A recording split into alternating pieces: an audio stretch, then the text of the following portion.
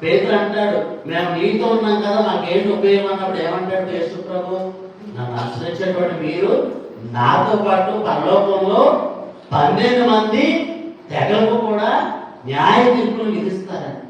కాబట్టి పరలోకంలో యేసు ప్రభు దగ్గర మర్యాద ఉంటుంది, తర్వాత అపోస్తులు ఉంటారు. మిగతా వాళ్ళందరూ కూడా వాళ్ళు దేవుడిని ఎంత సంతోష పెట్టారో అంత గొప్పగా అంత దగ్గరగా ఉంటారు. నువ్వు దేవుడిని ఎక్కువగా సంతోషపెట్టి నీ జీవితంలో దేవుడు ఎక్కువగా జీవించేటట్లు చేస్తే నీ యొక్క చోటు పరలోకంలో ఎక్కడ ఉంటుంది? దేవుడికి దగ్గరగా ఉంటుంది. తక్కువ సంతోష పెడితే పరలోకం వచ్చినా కానీ దూరంగానే ఉంటుంది. కాబట్టి విశ్వాసులారా, ఈ తపస్కాలంలో దేవుడు మనల్ని పిలుచుకుంటున్నాడు. ఏమని? దేవుడితో జీవించేటువంటి జీవితం చాలా గొప్పది.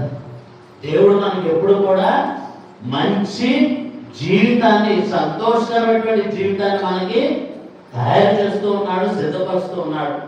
కానీ సాతాను వచ్చి ఏం చేస్తూ ఉంది? ఆ సంతోషకరమైనటువంటి జీవితాన్ని మన నుంచి లాగేసుకుంటూ ఉంది. మనల్ని ఏదేమో అనేటువంటి పరలోకానికి మనల్ని పాపం చేయించి గెంటి వేస్తూ ఉంది. కాబట్టి శోధనలు పడనకండి. ఒక సంతోషాన్ని ఇవ్వచ్చు, కొంతకాలం ఆనందాన్ని ఇవ్వచ్చు, కొంత డబ్బు ఇవ్వచ్చు, లేదా తృప్తిని ఇవ్వచ్చు, అహంకారాన్ని పెంచవచ్చు, స్వార్థాన్ని పెంచవచ్చు. కానీ మనం కోల్పోయేది ఎంతో గొప్పది. పవిత్రంగా జీవిస్తే దేవుడు ఏం చేస్తాడు? మనం పిలవగానే పలుకుతాడు. పాపంలో పిలవగానే పలుకుతాడా? ఎందుకని? మనం దేవుడిలో ఉంటే దేవుడే మనతో ఉంటాడు. కాబట్టి ఏమన్నాడు?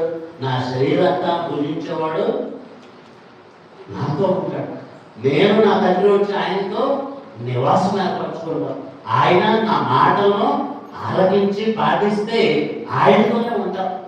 ఈ గుడిలో చెప్పాం పోయిన రెండు వారాల క్రితం వాక్యం ఏంటి? నా సన్నిధి అతని వెంట వచ్చు, నా మహిమ ఎప్పుడు కూడా అతనికి తోడుగా ఉండదు. కాబట్టి విశ్వాసాల దేవుడిచ్చేటువంటి జీవితం ఎంతో గొప్పది.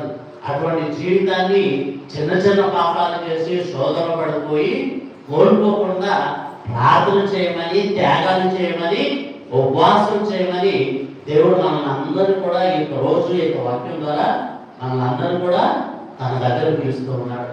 దివసాంతిస్తున్నారు. ప్రార్థన చేద్దాం. యేసు ప్రభువు నీ యొక్క శరీరాన్ని నేను స్వీకరించాను. నీలాగా బతికి నీలాగా తండ్రితో ఉండేటువంటి కృపను నాకు దయచేయి. నీలాగా సాతాన్ని కష్టాలు ఉన్నప్పుడు వచ్చి శోధించే సాతాన్ని నేను చీపు అని ఎప్పుడు కూడా వెళ్ళగొట్టేటువంటి శక్తిని మనం ప్రార్థన చేద్దాం. అందరూ కూడా నిలబడి మన విశ్వాసాన్ని ప్రకటించుదాం.